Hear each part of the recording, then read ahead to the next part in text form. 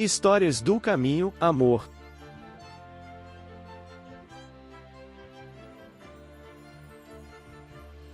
Amor é fogo que arde sem se ver.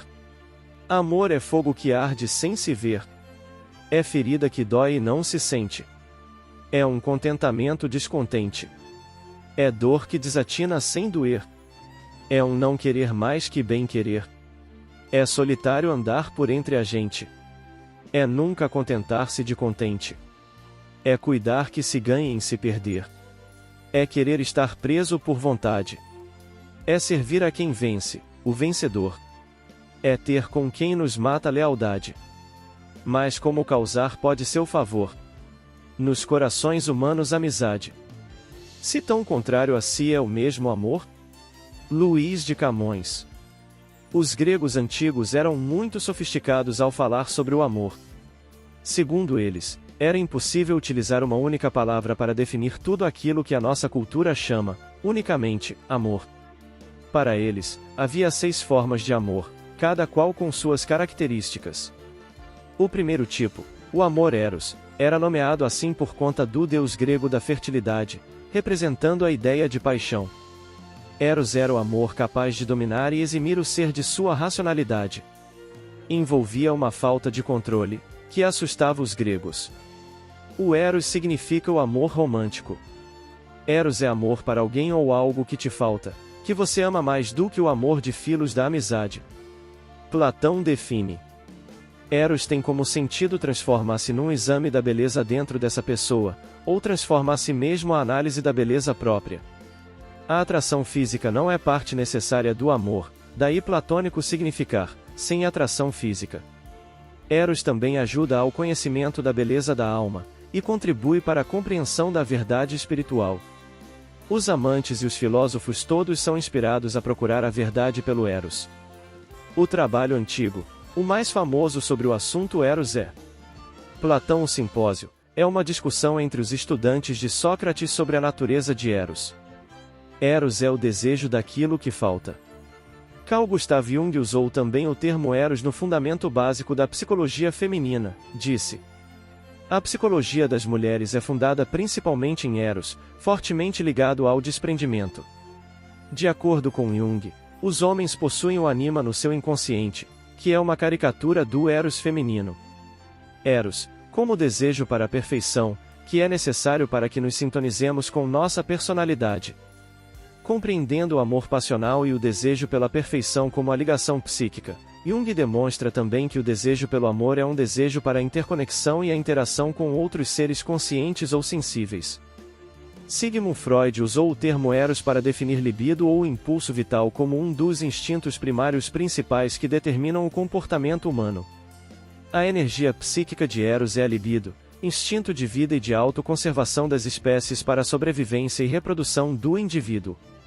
Eros inclui tudo, que visa o prazer como contato físico, alimentação, energia, movimento, alegria. Assim narrou Emmanuel.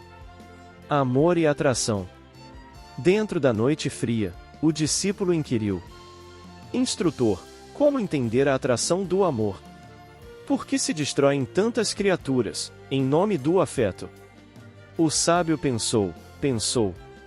Depois, inclinando a chama da candeia que clareava o recinto, cercada por grande número de mariposas, dentre as quais muitas delas caiam mortas, esclareceu: muitos se anulam, em nome do amor, por lhe ignorarem os princípios divinos. Observa as mariposas e a chama. Elas são atraídas pela luz e pelo calor, mas porque não se contentam em se aquecerem para seguir no caminho claro que a luz lhes descortina, tentam absorver toda a chama que, por fim, as consome dentro da própria grandeza. Emmanuel. A segunda variedade, o filia, era relativo à amizade, à fidelidade entre companheiros unidos por laços fraternos. Essa forma de amor era muito mais valorizada do que a primeira. Amor filia. Filia, em latim, filia, em português, filia. A amizade. Embora de fato o uso deste termo seja muito mais amplo do que o primeiro, Aristóteles sugira às vezes que existe algo mais do que o simples gostar, filia, é o estado intermediário, é exatamente aquilo que nós queremos dizer a um amigo decente, a não ser por aquilo que o amigo também acha de nós. Aristóteles define filia como querendo para alguém o que se pensa de bom, e por sua causa e não pelas nossas próprias, e assim inclinado quanto puder, a fazer coisas por ele. A ideia central de filia é o fazer bem por alguém para sua própria causa, fora do interesse para si mesmo. Assim, poderiam ser vistos apenas como os contextos e as circunstâncias diferentes em que este tipo de amor fraterno pode ser realizado. Aristóteles afirma filia é o meio para atingir a felicidade. Ninguém escolheria viver sem amigos mesmo se tiver todos os outros bens. Para Aristóteles há 3 tipos de filia. Nem tudo é amor, mas cativante, seja ele bom ou agradável ou útil. Nós podemos assim distinguir entre filia baseada na vantagem mútua, amor para o que é útil. Filia baseada no prazer mútuo, amor para o que é agradável. Filia baseada na admiração mútua, amor para o que é bom. Amas-o bastante? Perguntou-lhe terceira vez Simão, filho de Jonas, amas-me? João, capítulo 21, versículo 17. Aos aprendizes menos avisados é estranhável que Jesus houvesse indagado do apóstolo, por 3 vezes, quanto à segurança de seu amor. O próprio Simão Pedro, ouvindo a interrogação repetida, entristecera-se, supondo que o mestre suspeitasse de seus sentimentos mais íntimos. Contudo, o ensinamento é mais profundo. Naquele instante, confiava-lhe Jesus o ministério da cooperação nos serviços redentores. O pescador de Cafarnaum ia contribuir na elevação de seus tutelados do mundo, ia apostolizar, alcançando valores novos para a vida eterna. Muito significativa, portanto, a pergunta do Senhor nesse particular. Jesus não pede informação ao discípulo, com respeito aos raciocínios que lhe eram peculiares, não deseja inteirar-se dos conhecimentos do colaborador, relativamente a ele, não reclama compromisso formal. Pretende saber apenas se Pedro o ama, deixando perceber que, com o amor, as demais dificuldades se resolvem. Se o discípulo possui suficiente provisão dessa essência divina, a tarefa mais dura convertir-se em apostolado de bênçãos promissoras. É imperioso, desse modo, reconhecer que as tuas conquistas intelectuais valem muito, que tuas indagações são louváveis, mas em verdade somente serás efetivo e eficiente cooperador do Cristo se tiveres amor. Emmanuel. O ludus, terceira forma, guardava relação com a diversão, com a afeição, com as boas companhias e com o prazer de se estar ao lado de quem se quer bem. A amizade preciosa. A amizade é a excelente presença de Deus no relacionamento das almas. As referências à amizade se encontram desde o Antigo Testamento. É dito que quem encontrou um amigo possui um tesouro. É Jesus que nos dá o exemplo da preciosa amizade.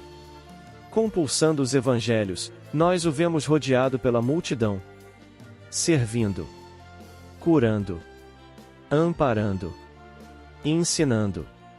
Mas, nas noites estreladas, é na casa de Simão Pedro, em Cafarnaum, que ele distribui as lições mais íntimas.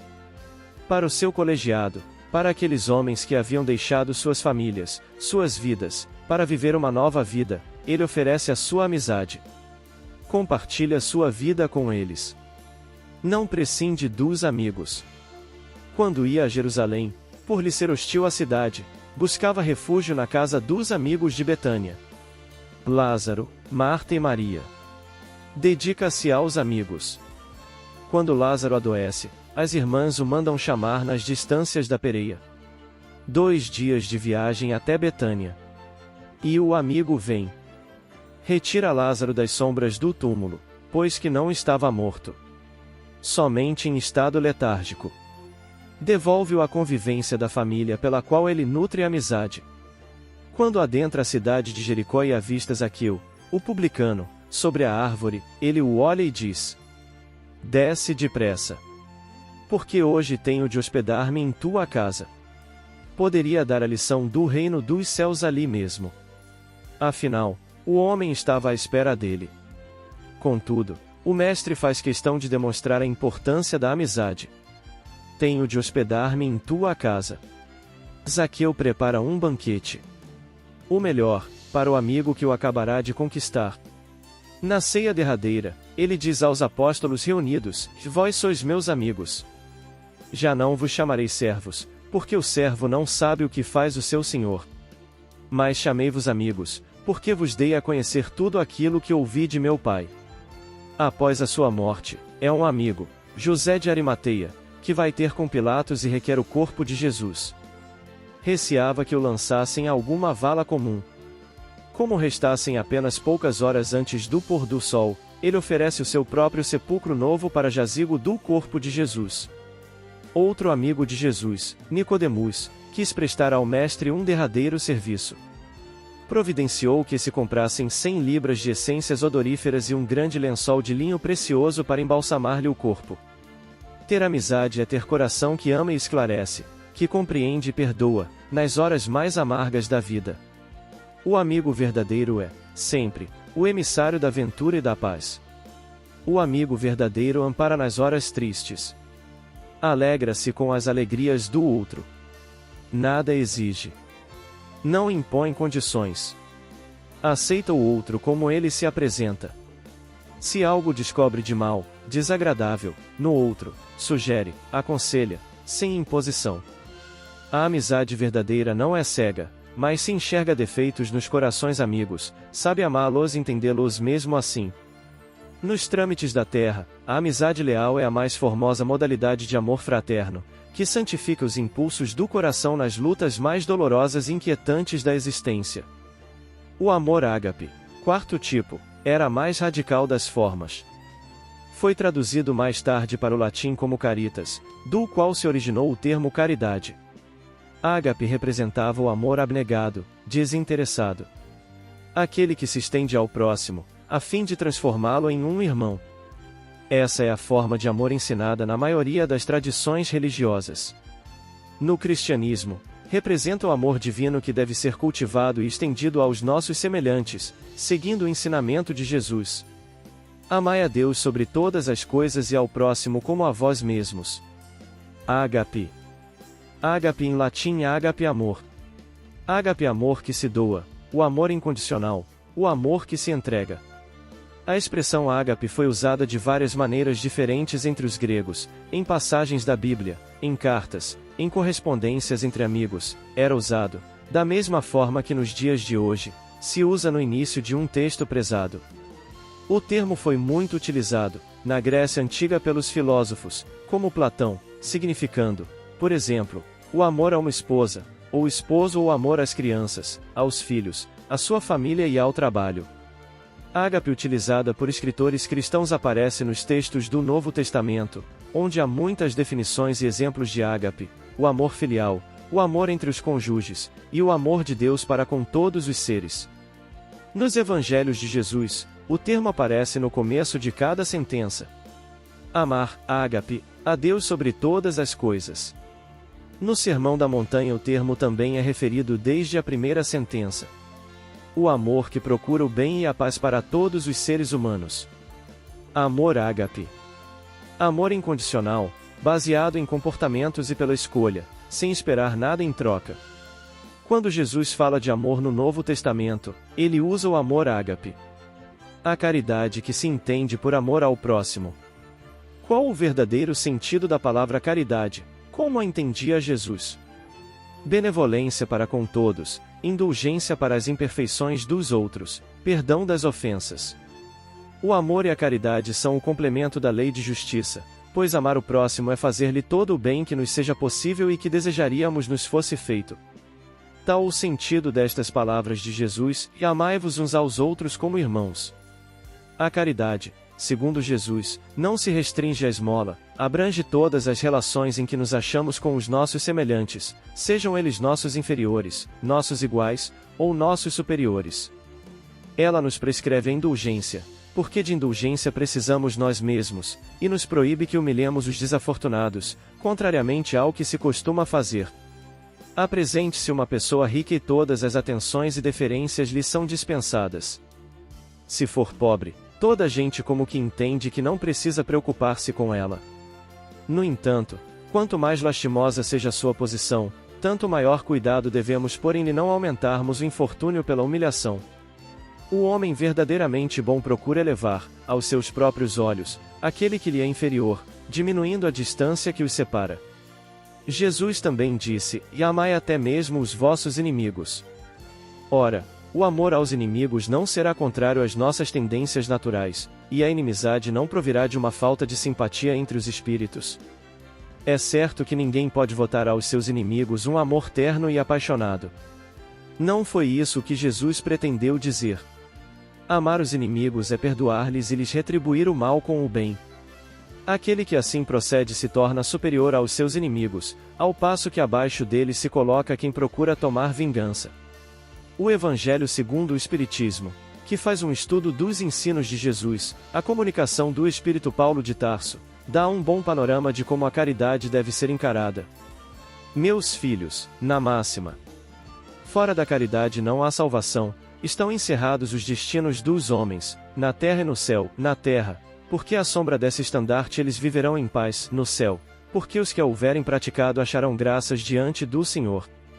Essa divisa é o facho celeste, a luminosa coluna que guia o homem no deserto da vida, encaminhando-o para a terra da promissão. Ela brilha no céu, como a auréola santa, na fronte dos eleitos, e, na terra, se acha gravada no coração daqueles a quem Jesus dirá: "E passai à direita, benditos de meu Pai." Reconhecê-los-eis pelo perfume de caridade que espalham em torno de si. Nada exprime com mais exatidão o pensamento de Jesus, nada resume tão bem os deveres do homem, como essa máxima de ordem divina. Não poderia o Espiritismo provar melhor a sua origem, do que apresentando-a como regra, por isso que é um reflexo do mais puro cristianismo. Levando-a por guia, nunca o homem se transviará. Dedicai-vos, assim, meus amigos, a perscrutar-lhe o sentido profundo e as consequências, a descobrir-lhe, por vós mesmos, todas as aplicações. Submetei todas as vossas ações ao governo da caridade e a consciência vos responderá. Não só ela evitará que pratiqueis o mal, como também fará que pratiqueis o bem, porquanto uma virtude negativa não basta, e é necessária uma virtude ativa. Para fazer-se o bem, mister sempre se torna a ação da vontade; para se não praticar o mal, basta as mais das vezes a inércia e a despreocupação. Meus amigos, agradecei a Deus o haver permitido que pudesseis gozar a luz do Espiritismo. Não é que somente os que a possuem hajam de ser salvos, é que, ajudando-vos a compreender os ensinos do Cristo, ela vos faz melhores cristãos.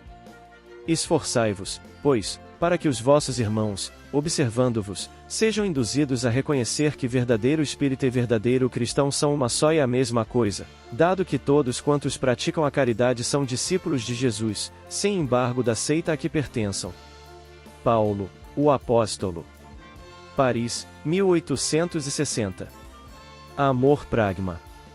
Ainda, o amor pragma, o amor maduro, resultado de profundo entendimento, consideração, respeito e admiração, que se desenvolve entre casais de longo matrimônio e entre pessoas que convivem muitos anos. Passadas as ilusões, deixam-se levar pela alegria da convivência. É o júbilo de saber que o outro ali está, em todos os momentos e circunstâncias, por mais difíceis e dolorosas que elas sejam. Amor conjugal, amor pragma. O grande rei dos persas, Ciro, durante uma de suas campanhas guerreiras, dominou o exército da Líbia e aprisionou um príncipe. Levado à presença do conquistador, ajoelhou-se perante ele o príncipe, e assim também os seus filhos e sua esposa. Os soldados vencedores, os generais da batalha, ministros e toda uma corte se juntou para tomar conhecimento da sentença real. O rei persa coçou o queixo, olhou longamente para aquela família à sua frente, à espera de sua decisão, e perguntou ao nobre pai de família: "Se eu te disser que te concederei a liberdade, o que poderias me oferecer em troca?" Rapidamente respondeu o prisioneiro: "Metade do meu reino." Ciro continuou, paciente, a interrogar: "E se eu te oferecer a liberdade dos teus filhos, que me darás?" Ainda rápido, tornou a responder: "A outra metade do meu reino." Ainda calmo, o conquistador lhe lançou a terceira pergunta: "E o que me darás, então, em troca da vida de tua esposa?" O príncipe sentiu o coração pulsar rapidamente no peito, parecendo arrebentar a musculatura. O sangue lhe subiu ao rosto, as pernas fraquejaram.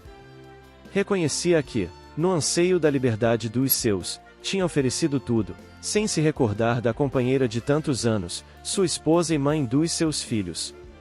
Foi só um momento, mas para todos pareceu uma eternidade.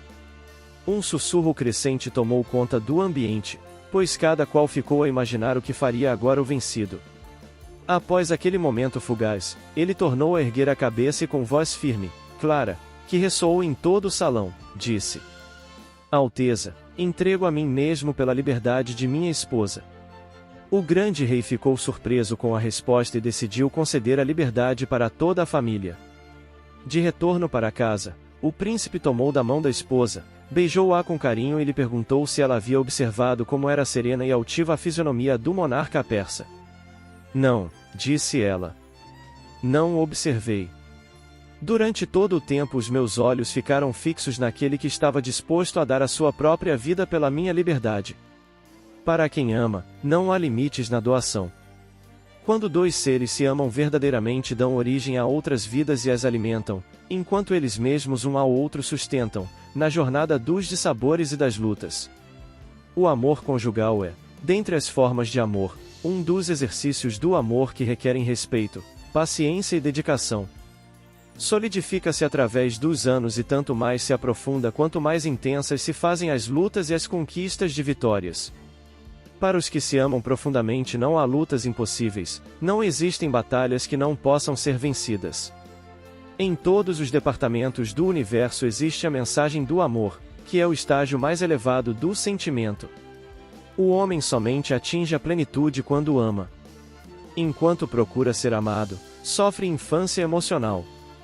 Por isso, o importante é amar, mesmo que não se receba a recíproca do ser amado. O que é essencial é amar, sem solicitação. Amor filautia, amor próprio. Finalmente, a última forma, o amor filautia ou autoamor. Não se trata de narcisismo, mas sim de uma maneira muito mais elevada de amor. Os gregos entendiam que, quanto mais a criatura se ama, mais amor tem a oferecer. De que forma entendemos o amor? O que ele representa para nós?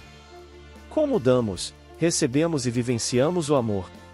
Entregamo-nos aos preceitos de Jesus, buscando o autoamor, o amor ao próximo, o amor familiar e fraternal, o amor abnegado? Ou ainda nos perdemos nas teias de Eros, das ilusões e paixões, dos interesses? Qual a nossa verdadeira compreensão do que é o amor? Importante se faz a reflexão a respeito. Importante que analisemos nossas ações, nossos sentimentos, a fim de bem avaliarmos de que espécie é o amor que nos move. O amor tudo sofre, tudo crê, tudo espera, tudo suporta, dizia o apóstolo Paulo. Pensemos nisso. Pensemos sobre o amor. Busquemos o amor que se oferece, que é fiel, que vive a alegria de ver o outro feliz. Vivenciemos o amor, em suas nuances mais sublimes, sempre, diária e constantemente. Amor a si mesmo. A síntese proposta por Jesus, em torno do amor, é das mais belas psicoterapias que se conhece. Amar a Deus sobre todas as coisas e ao próximo como a si mesmo. Ante a impossibilidade de o homem amar a Deus em plenitude, já que tem dificuldade em conceber o absoluto, realiza o mister, invertendo a ordem do ensinamento, amando-se de início, a fim de desenvolver as aptidões que lhe dormem em latência. Esforçando-se para adquirir valores iluminativos a cada momento, cresce na direção do amor ao próximo, decorrência natural do autoamor, já que o outro é a extensão dele mesmo.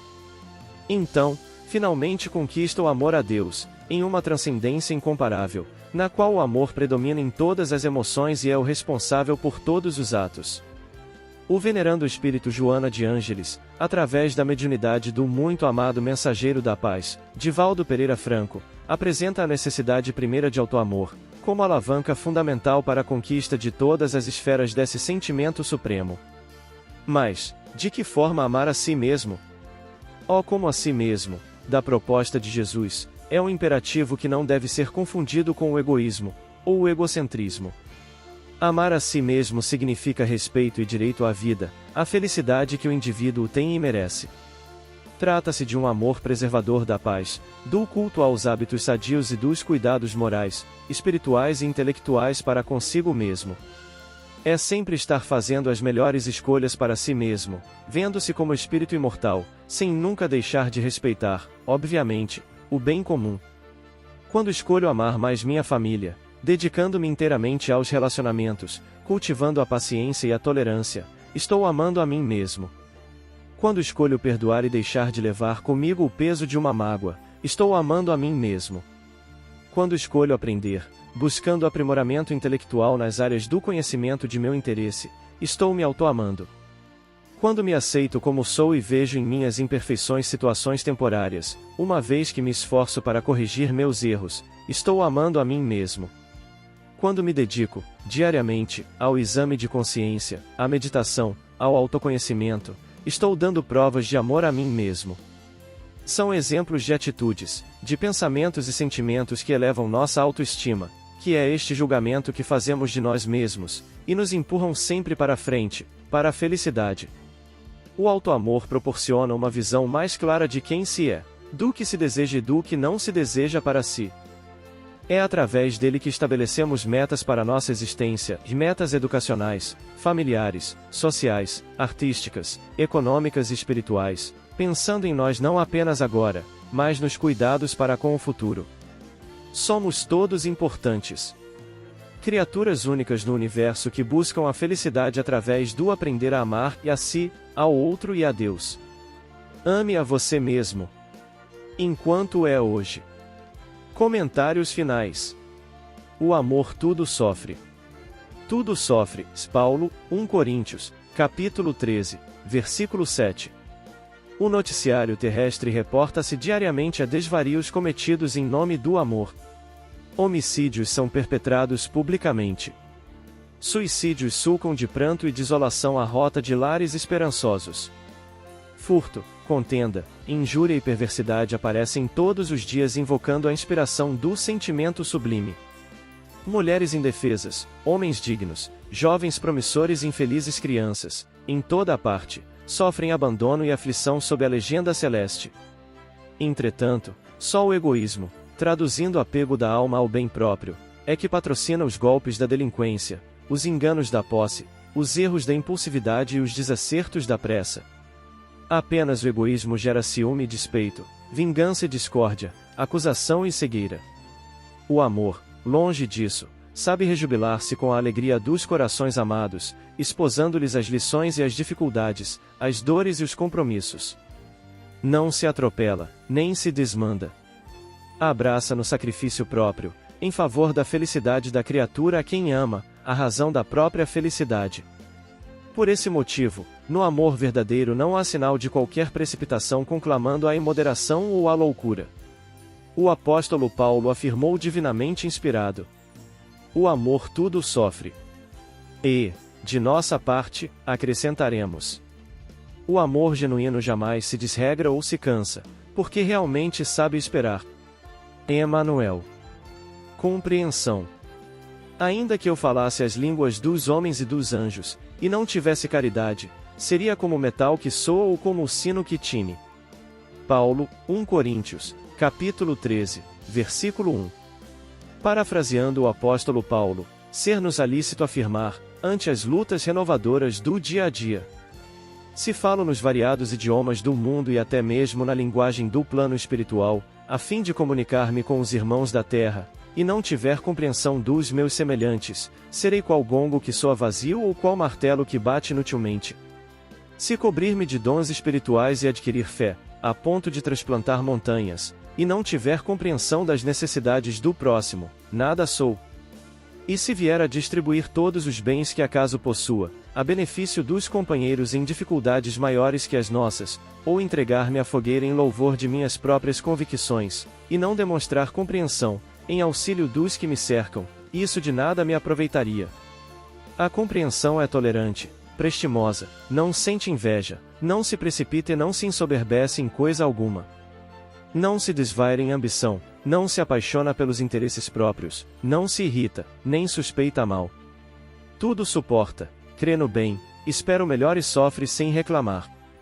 Não se regozija com a injustiça e, sim, procura ser útil, em espírito e verdade. De todas as virtudes, permanecem por maiores a fé, a esperança e a caridade. E a caridade, evidentemente, é a maior de todas. Entretanto, urge observar que, se fora da caridade não há salvação, sem compreensão a caridade falha sempre em seus propósitos, sem completar-se para ninguém. Emmanuel. Com o amor. E, sobre tudo isto, revestivos de caridade, que é o vínculo da perfeição. Paulo. Colossenses, capítulo 3, versículo 14. Todo discípulo do Evangelho precisará coragem para atacar os serviços da redenção de si mesmo. Nenhum dispensará as armaduras da fé, a fim de marchar com desassombro sob tempestades. O caminho de resgate e elevação permanece cheio de espinhos. O trabalho constituir-se-á de lutas, de sofrimentos, de sacrifícios, de suor, de testemunhos. Toda a preparação é necessária. No capítulo da resistência, entretanto, sobre tudo isto é indispensável revestir-se nossa alma de caridade, que é amor sublime. A nobreza de caráter, a confiança, a benevolência, a fé, a ciência, a penetração, os dons e as possibilidades são fios preciosos, mas o amor é o tir divino que os entrelaçará, tecendo a túnica da perfeição espiritual. A disciplina e a educação, a escola e a cultura, o esforço e a obra, são flores e frutos na árvore da vida. Todavia, o amor é a raiz eterna. Mas, como amaremos no serviço diário? Renovemo-nos no Espírito do Senhor e compreendamos os nossos semelhantes. Auxiliemos em silêncio, entendendo a situação de cada um, temperando a bondade com a energia, e a fraternidade com a justiça. Ouçamos a sugestão do amor, a cada passo, na senda evolutiva. Quem ama, compreende, e quem compreende, trabalha pelo mundo melhor. Emmanuel. Vem semeador das estrelas, a personificação do amor, vem Jesus, viva Jesus! Nascer, morrer, renascer ainda e progredir sempre, tal é a lei. Base bibliográfica. Poesia, Amor é fogo que arde sem se ver, Luís de Camões. Momento Espírita, redação do Momento Espírita, com base na obra How Should We Live, de Roman Krishnarik, editora Blue Bridge. Do site http://momento.com.br/pt/ler_texto.php. id igual 4906 e comercial stat igual 0. Recados do Além, pelo Espírito Emmanuel, Médium Francisco Cândido Xavier, capítulo 10, Amor e Atração. Estudos de Platão, Aristóteles, Carl Gustav Jung e Sigmund Freud. Tratado de Ética Nicomaco de Aristóteles. Caminho, Verdade e Vida, pelo Espírito Emmanuel, Médium Francisco Cândido Xavier, capítulo 97, Amas o Bastante? Redação do Momento Espírita, com base no Capitão Juventude e Amizades, do livro Cântico da Juventude, pelo Espírito Ivan de Albuquerque, psicografia de José Raul Teixeira, editora Frater, no item 174, do livro Consolador, pelo Espírito Emmanuel, psicografia de Francisco Cândido Xavier, edição FEB no capítulo 12, do livro Sinal Verde, pelo Espírito André Luiz, psicografia de Francisco Cândido Xavier, edição CS em 10 de dezembro de 2019. O Livro dos Espíritos, parte 3ª, das Leis Morais, capítulo 11, da Lei de Justiça, de Amor e de Caridade, Caridade e Amor do Próximo, questão 886, 887. Redação do Momento Espírita, com base no conto Olhando Só para Ele, do livro Lendas do Céu e da Terra, de Malbatarra, editora Record Pensamentos Finais do capítulo 2. Do livro Convites da Vida, pelo Espírito Joana de Ângeles, psicografia de Divaldo Pereira Franco, editora Leal, em 28 de janeiro de 2016. Redação do Momento Espírita, com base no capítulo 13, do livro Amor, Imbatível Amor, de Joana de Ângeles, psicografia de Divaldo Pereira Franco, editora Leal, em 15 de novembro de 2011. Palavras de Vida Eterna, pelo Espírito Emmanuel, Médium Francisco Cândido Xavier, capítulo 32, O Amor Tudo Sofre. Ceifa de Luz, pelo Espírito Emmanuel, Médium Francisco Cândido Xavier, capítulo 29, Compreensão. Vinha de Luz, pelo Espírito Emanuel, Médium Francisco Cândido Xavier, capítulo 05, com amor.